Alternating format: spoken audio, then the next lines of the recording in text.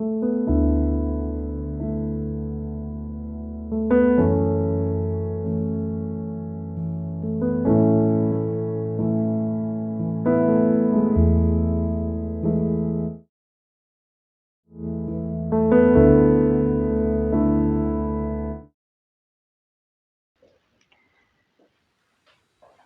buenas tardes, queridos amigos y hermanos, familia de la fe, familia de la gracia. Esperamos que usted tenga muy buenas tardes y que esta semana haya sido y sea una linda semana para usted y toda su familia.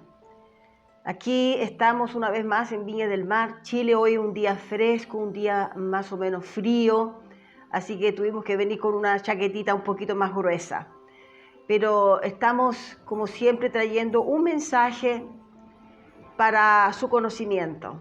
Así vamos creciendo en el conocimiento y en la gracia de Dios, ¿ya? Gracias a Dios que estamos aquí y que estamos sanitos. Esperamos que su familia también esté sanita.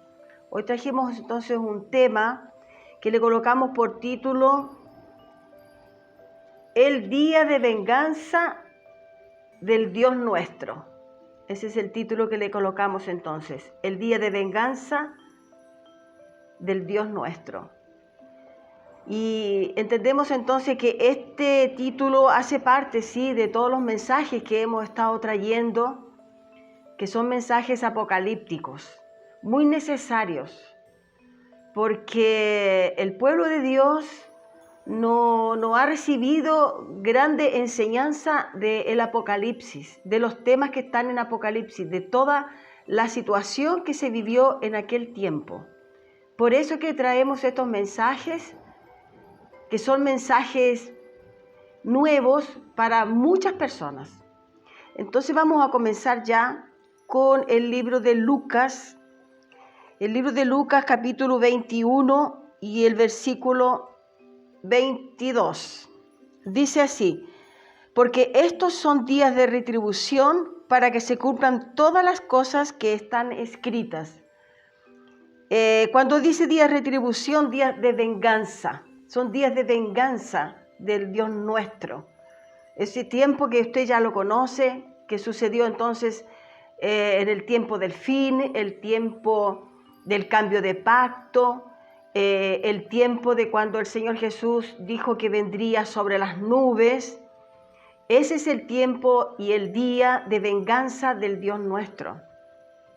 Cuando Jerusalén cae entonces, y allí está entonces manifestado el ministerio de Jesucristo, juntamente con el ministerio de los apóstoles. Vemos que en ese tiempo entonces Jesucristo era conocido como el Hijo del Hombre, como Jesús de Nazaret, también conocido como el Mesías prometido, que vino a los suyos, y usted sabe, los suyos no lo recibieron, pero era el Mesías, el Hijo del Dios vivo.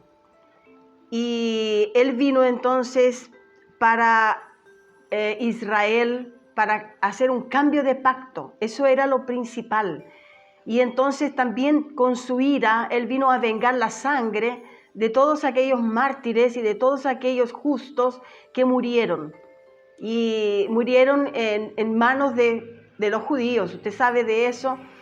Y allí entonces nosotros hemos enseñado bastante sobre el tiempo de la ira de Dios. El tiempo cuando Dios se iró. También vamos a ver entonces en el libro de Isaías 61, también podemos ver aquí en el libro del Antiguo Pacto, Isaías 61, muy conocido porque todos nosotros recitábamos mucho sobre este capítulo, pero no lo entendíamos escatológicamente, no lo conocíamos de esta manera.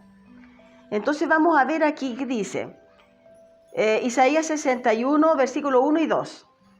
Dice: el Espíritu de Jehová, el Señor, está sobre mí, porque me ungió Jehová, me ha enviado a predicar buenas nuevas a los abatidos, a vendar a los quebrantados de corazón, a publicar libertad a los cautivos y a los presos apertura de la cárcel, y a proclamar el año de la buena voluntad de Jehová y el día de venganza, el día de retribución, el día de venganza del Dios nuestro. Ese es el título que le colocamos. Y a consolar a todos los enlutados. Entonces vemos que cuando el Señor viene a aplicar su juicio, también viene para todo lo que está escrito aquí en Isaías 61, del 1 al 2. Vemos que el libro de Isaías, en el Antiguo Pacto, Isaías fue uno de los profetas, de los grandes profetas que hubieron en el Antiguo Pacto. Y él, en el libro de Isaías, donde está del primer capítulo hasta el último capítulo, que es el capítulo 65, me parece que es el último 66, son 66 capítulos del libro de Isaías, que en estos 66 capítulos, entonces él trae prácticamente que proféticamente toda la vida del Señor Jesús desde antes que Él naciera. Él ya estaba profetizando la venida de Él como el Señor, como el Mesías. Y entonces yo coloqué unas referencias que están escritas, yo no sé si usted las va a alcanzar a escribir todas, pero muchas de estas referencias están justamente en el libro de Isaías. Entonces yo quiero que usted anote, porque es muy importante, hermano, que usted estudie el libro de Isaías, porque va a tener una noción clara de la vida de Jesús relatada desde antes que Él viniera acá a la tierra, antes de la manifestación que tuviera en carne, como Jesús de Nazaret. Entonces quiero que usted anote allí, porque Él relata toda la vida de Jesús, desde antes que Él fuera nacido de una virgen. Entonces vamos a comenzar justamente con el versículo de Isaías 40, versículo 3 y 5, que él habla allí como del Señor como el precursor, como Juan Bautista. Él habla de Juan, él profetiza ya de Juan Bautista, que Juan Bautista sería el precursor del Señor Jesús. Después en Isaías 7:14, él habla de la virgen que dará a luz. Sabemos que esta es la madre de Jesús. Y ya entonces él también recibe esa revelación y proféticamente ya habla sobre la madre de Jesús. En Isaías 7, 15, 16 habla de la juventud, una parte de la juventud del Señor. Y es muy importante este libro. Isaías 11, versículos 2 y 5 habla de su misión. Y también en Isaías 60, del 1 al 3, él habla allí de su misión. Isaías 50, versículo 5, habla de su obediencia. En Isaías 42, versículo 1, habla de su unción, como lo habla también en Isaías 61 y el versículo 1, cuando él dice, el Espíritu de Dios está sobre mí. Entonces él habla del Espíritu, habla de la unción del Espíritu sobre él. En Isaías 35, versículos 5 y 6, habla de los milagros que él ejecutó en cuanto estaba en la manifestación de Jesús de Nazaret. En Isaías 53, versículos 4 y 5, que lo conocemos mucho, él habla allí de su sufrimiento y de que él traería sanidad al alma. Cuando él habla allí en Isaías 53, que lo conocemos muchísimo. Isaías 52, 14 habla de la humillación del Señor, de la humillación de todo lo que él sufrió hasta la crucificación. Isaías 52, 13 habla de su ascensión, cuando él ya regresa a su Padre.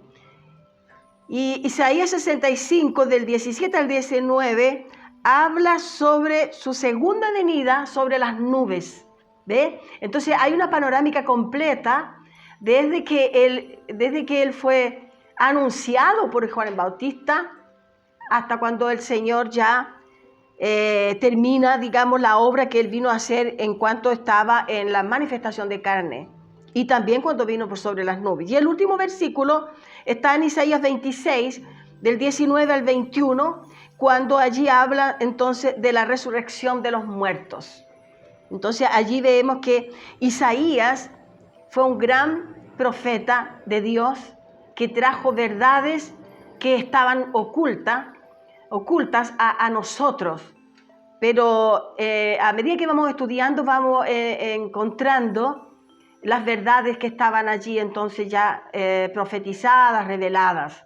Es importante que usted con esas Biblias que usted ya tiene, que son Biblias de estudio, o si no tiene, bueno, las Biblias de estudio son para eso, son para que usted estudie, no para que usted diga, yo tengo una Biblia de estudio, tengo 5, 6, 7, la Biblia de Thompson, la Biblia corregida, la revisada, o la de Jerusalén, y hay tantas Biblias que son para estudios, pero muchas veces nos jactamos de que tenemos la Biblia de estudio, pero nunca hemos estudiado de ella. Y eso sucede mucho. Entonces, decía yo que Isaías fue un profeta de los grandes profetas de Dios. Y juntamente con Deuteronomio, juntamente con el libro de los Salmos, es el libro del Antiguo Pacto más citado en el Nuevo Pacto. Isaías fue llamado el profeta mesiánico, porque todo el libro de Isaías habla de la vida de Jesús. Entonces ahora vamos a esto a modo de introducción y también a modo de consejo de que usted estudie la palabra de Dios. Bueno, entonces vemos que en Isaías 61, del 1 al 2, él trae aquí entonces una profecía, pero el versículo 2 de 61 dice: a proclamar el año de la buena voluntad de Jehová y el día de venganza del Dios nuestro, a consolar a todos los enlutados. Y vemos también que esta referencia, esto es una referencia del libro de Lucas, porque en el libro de Lucas, en el capítulo 4, falta una parte de este versículo 2 de Isaías 61. Yo siempre tuve curiosidad de saber por qué faltaba esa parte, por qué Jesús no citó una parte de ese versículo cuando él entró en el templo y le entregaron a él entonces esta porción de la lectura. Y yo encontré entonces, a través de las enseñanzas que yo estoy recibiendo, que mi profesor justamente predicó sobre esto. Inclusive comenté con él y le dije que fue muy bueno escuchar esto porque yo no tenía esa revelación de por qué el Señor Jesús no dijo en el templo esta parte del versículo, que es esta parte justamente del día de venganza del Dios nuestro, el día de venganza y el consuelo a todos los enlutados, a todos los que lloran. Esa parte no está. Entonces esa parte es lo que me entendí que tengo que explicarla, porque así como yo no lo entendía, mucha gente no lo entendía también. Porque tenemos que seguir entonces aprendiendo. Lucas 4, ¿cierto? Vamos a ver en el libro de Lucas 4. Aquí, Lucas 4, 16 al 21. Dice lo siguiente.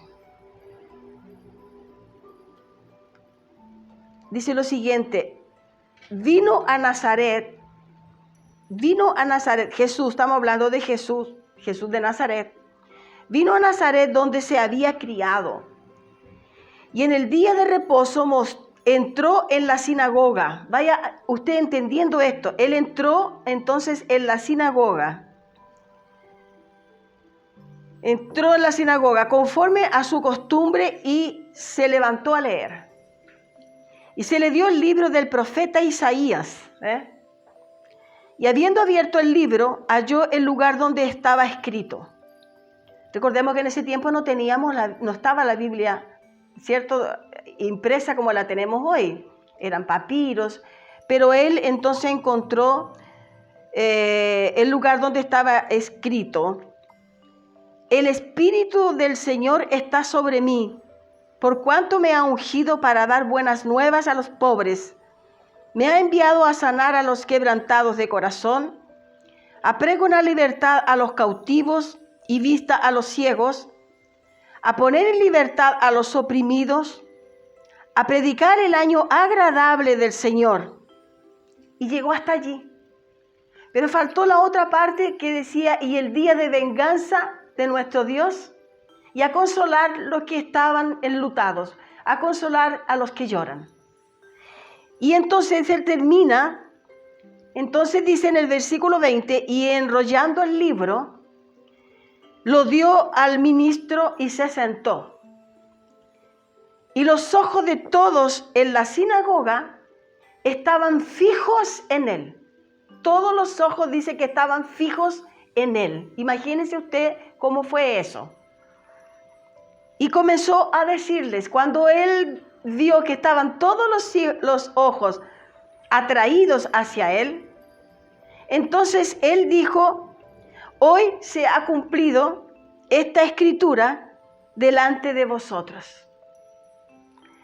Y todos daban buen testimonio de él y estaban maravillados de las palabras de gracia que salían de su boca.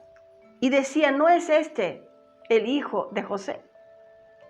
Entonces, allí en la sinagoga, porque usted va a continuar leyendo eso, ¿cierto? Porque siempre decimos que usted tiene que leer el texto y el contexto.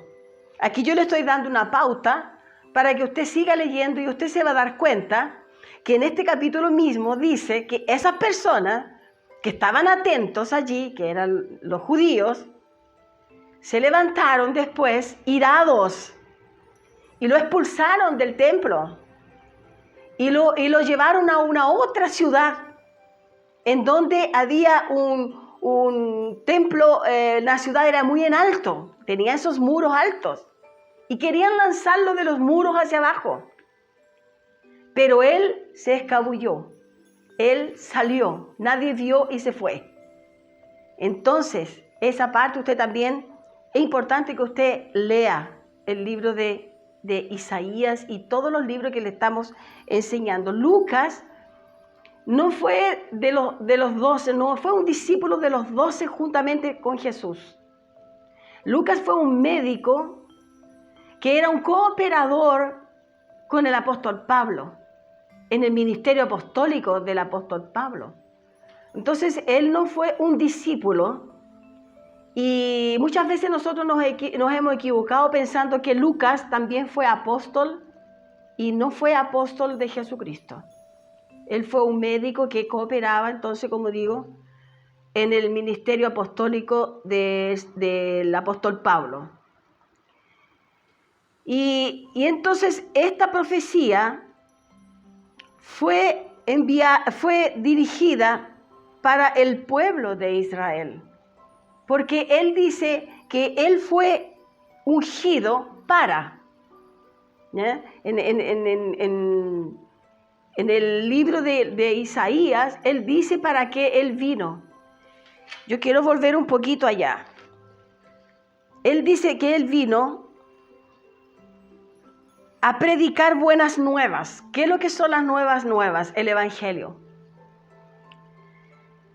Vino a predicar las buenas nuevas a los abatidos y a vendar a los quebrantados de corazón, porque había mucha tristeza, había mucho llanto, había mucha angustia en ese tiempo.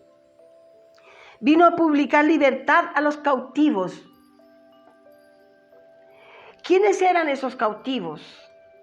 En Efesios capítulo 4 y versículo 8, dice que el Señor, cuando Él vino, llevó cautiva la cautividad. Esa fue la resurrección de los muertos, que también sucedió en la parucía, en el año 70, cuando el Señor vino en juicio y perdón. Entonces esas almas que estaban presas, que estaban cautivas, fueron elevadas el espíritu hacia Dios. Dice, y a los presos apertura de la cárcel. También vemos eso, que también hay referencia, usted puede buscarlo. y proclamar el año de la buena voluntad de Jehová y el día de venganza del Dios nuestro. Entonces Él vino para muchas cosas realizar allí en ese tiempo. No fue solamente el templo, cayendo el templo, derribando el templo. No fue solamente la gran tribulación. Fue el cambio de pacto. Y el cambio de pacto trajo todo esto. Jesús vino a hacer allí un trabajo completo. Vino a consolar a los enlutados, vino a consolar a los que lloraban. Dice, y a ordenar que a los afligidos de Sión se les dé gloria en lugar de ceniza. O sea, vino a hacer un cambio de esa tristeza a una alegría. Porque el antiguo pacto, ellos tenían que peregrinar, era muy triste. Ellos tenían que peregrinar de donde estuvieran, en la ciudad de alrededor de Jerusalén. Podían estar en Judea o en todas las ciudades próximas a la ciudad de Jerusalén, trayendo animales para venir una vez al año a hacer un sacrificio con esos animales para ser perdonados sus pecados, porque no había manera de que esos pecados fueran perdonados. Entonces Jesús vino para expiar eso, como el Cordero. Él vino en la cruz, realizó, pero en el año 70, Él completa esa obra, retirando la ley completamente. Entonces entienda usted que esto que hemos ido aprendiendo son temas que nosotros necesitamos tiempo para poder explicar todo, y cada vez entonces es un tema diferente. Cada vez es un tema diferente. Sabemos que en aquel tiempo la ciudad de Jerusalén, dicha por el propio Señor, se transformó en la gran ramera. Usted puede imaginar cómo es que estaba esa ciudad, que era la ciudad amada del Señor. Pero entonces vemos aquí, dice también que vino a entregar manto de alegría en lugar del espíritu angustiado, y serán llamados árboles de justicia, plantío de Jehová para la gloria suya. ¿Ve? Y ahí sigue, dice, reedificarán las ruinas antiguas, y comienza un tema allí completo. Usted puede también leer Isaías 61 completo. Bueno, entendemos entonces aquí que en el templo Él citó una muy buena parte, porque se le entregó el libro para que Él estuviera recitando un pasaje, y en ese cayó justamente en el lugar que la profecía hablaba de Él. Hablaba de Él mismo. Bueno, Él es Dios y sabía lo que estaba realizando, ¿no? Pero entonces cuando Él lee esto, hubo ira de parte de los líderes, que eran los fariseos, los escribas, los sacerdotes, ¿ya? Los principales de la sinagoga, los principales del judaísmo, se iraron. Y entonces lo quisieron subir a un monte alto y lanzarlo abajo. Pero Él dice que Él se retiró.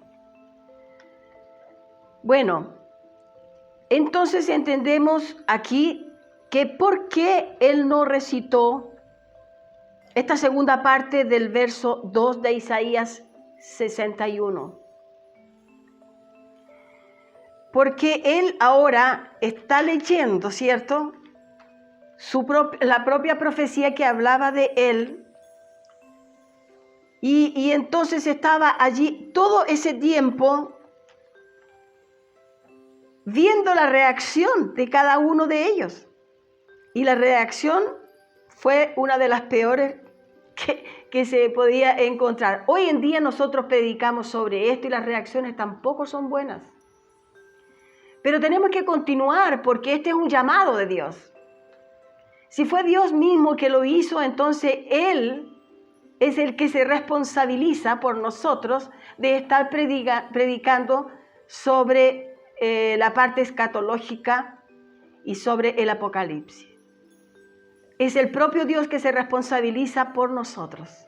Y por eso nosotros continuamos entregando de estos temas. Muy bien, entendemos entonces aquí. Ahora vamos a pasar a Lucas 21, 20 al 22. Parece que lo leímos, pero vamos a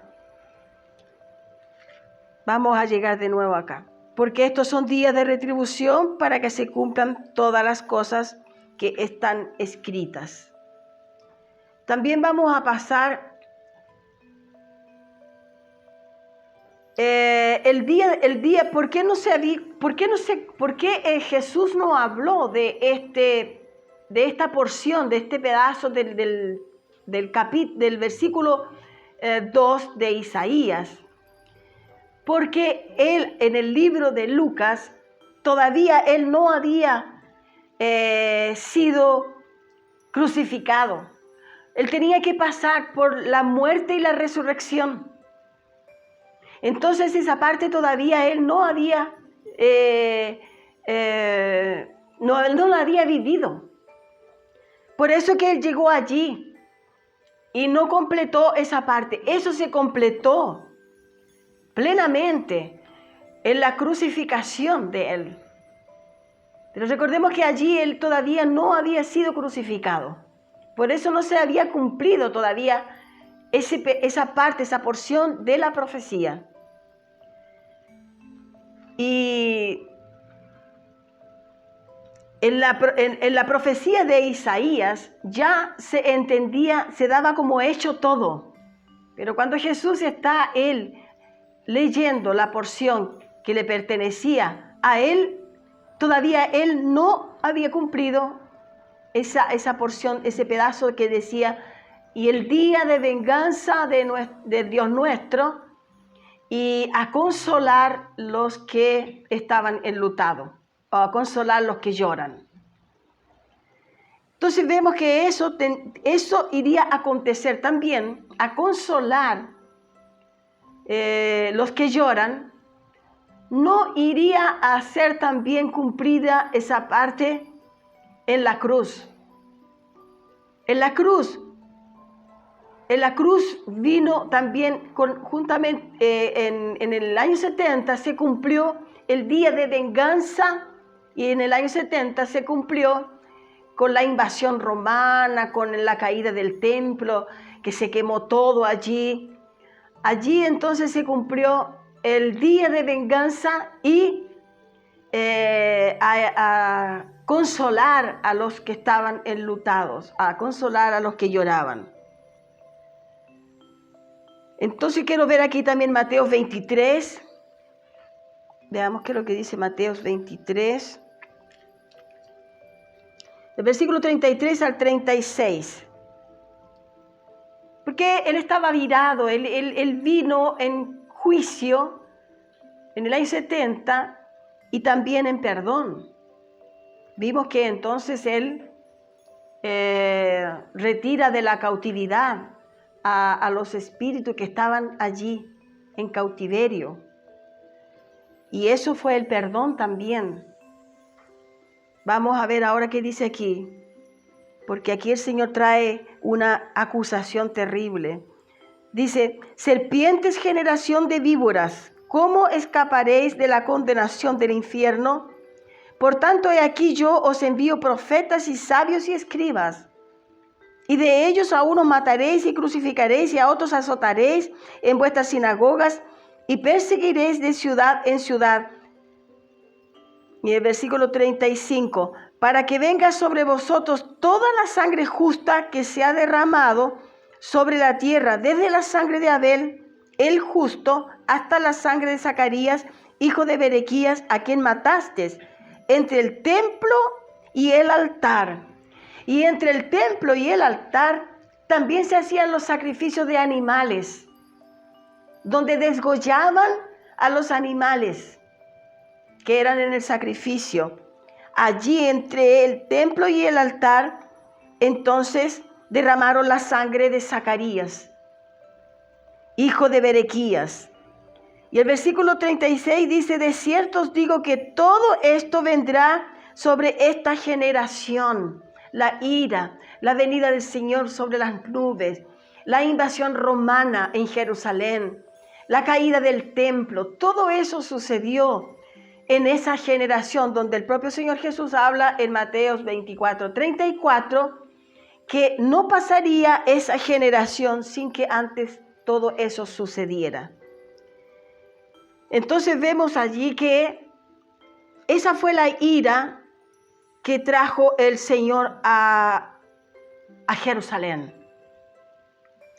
Y esta es una acusación muy terrible, que no solamente es esto lo que ellos hicieron, ellos hicieron mucho porque ellos vivían, los judíos, los líderes del judaísmo, ellos abusaban del pueblo también. Porque la ley, ella era débil. La ley, ella dice que fue la sombra del nuevo pacto. Y no había perdón allí. Tenía que entonces la persona traer el animal, quizás de qué distancia, para hacer el sacrificio y sentirse perdonado. Entonces, en Hechos 7, 51, 53 también tenemos una aquí para llegar a entender algo. Hechos 7, 51, 53. Dice así: duros de cerviz, incircuncisos de corazón y de oídos, vosotros resistís siempre al Espíritu Santo como vuestros padres, así también vosotros. ¿A cuál de los profetas no persiguieron vuestros padres? Y mataron a los que anunciaron de antemano la venida del justo, de quien vosotros ahora habéis sido entregadores y matadores. Vosotros que recibisteis la ley por disposición de ángeles y no la guardasteis. Y oyendo estas cosas se enfurecían en sus corazones y crujían los dientes contra él. Entonces sabemos que contra él era contra Jesús, porque era Jesús que estaba aquí trayendo la porción de las profecías que ya estaban todas escritas. Todo lo que Jesucristo habló siempre fue profético, siempre fue lo que él, cumpliendo las profecías, él hablaba. Y eso también lo encontramos en Isaías 63:10, la porción que hablamos recién. También lo podemos ver en 66, 1 y 2, que ya lo acabamos de leer.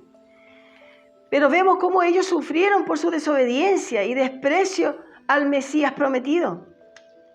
Todo eso, entonces dijimos, ya se cumplió en la caída de Jerusalén, donde el templo acabó quemado.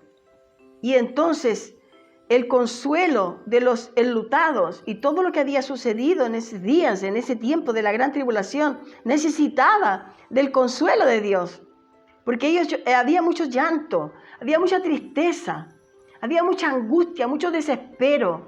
Pero la profecía de Isaías decía que vendría para vengarse y también para perdonar. ¿Ve? Porque eran tiempos muy angustiosos. Y además que ellos cargaban con la culpa de sus propios pecados. Y tenían entonces que limpiarse ofreciendo un sacrificio. Lo que hoy nosotros, por la gracia de Dios y por el pacto en que vivimos y en el reino en donde estamos, porque el reino fue implantado allí, también en el año 70, nosotros no tenemos que hacer ningún tipo de sacrificio, mucho menos matar un animal para sentirnos perdonados y presentárselo a Dios, nada de eso. Nosotros fuimos perdonados por Jesucristo a través de su sangre en la cruz del Calvario. Él ofreció su sangre para perdón nuestro. Y hoy que estamos en el reino de Dios, no tenemos más ese llanto, no tenemos más ese luto. ¿Ya? En Apocalipsis, ¿por qué? Porque fue establecido el reino de Dios en el año 70 y de allí adelante nosotros vivimos en este reino. Ya nacimos salvos, ya nacimos en privilegio total, ya nacimos dentro del reino. Ya nacimos con toda la promesa del Señor cumplida. Entonces, ellos estaban viviendo el tiempo de esta tribulación tan grande, pero Jesús entonces viene por sobre las nubes y Él entonces implanta su reino, y en ese reino el que nosotros vivimos actualmente. Vamos a ver en Apocalipsis 21, del 1 al 4. Apocalipsis 21, del 1 al 4.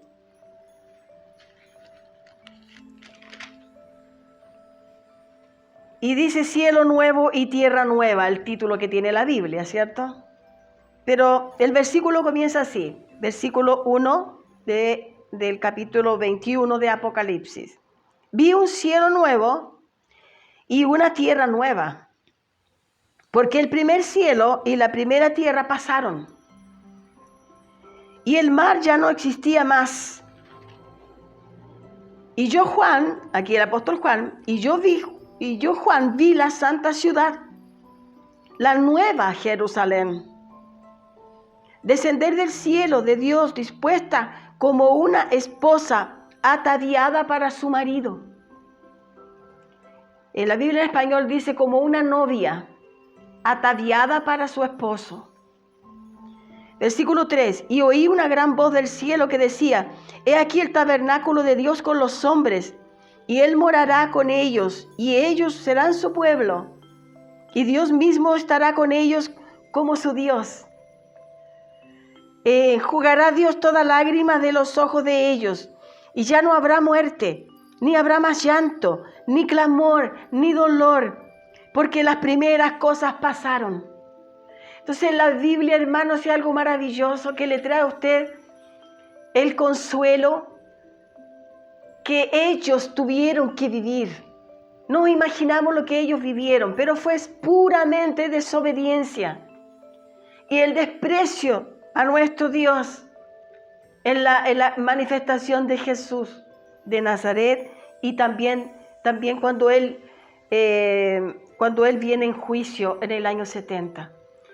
Ahora yo quiero volver un poquito aquí al versículo 1. Dice, y vi un cielo nuevo y una nueva tierra. No es que haya cambiado el cielo o haya cambiado la tierra, porque el cielo nunca va a pasar y la tierra tampoco nunca va a pasar. Dios creó este